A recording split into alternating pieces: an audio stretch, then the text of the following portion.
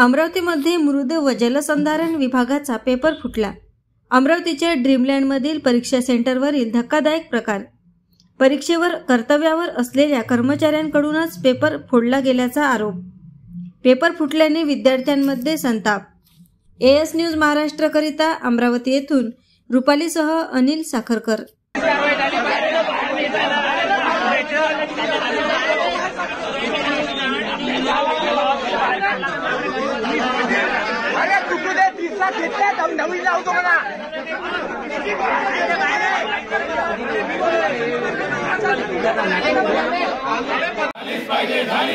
परीक्षा रद्द झालीच पाहिजे, परीक्षा रद्द झालीच पाहिजे, अशी कशी होत नाही, अशी कशी होत नाही, परीक्षा रद्द झालीच पाहिजे।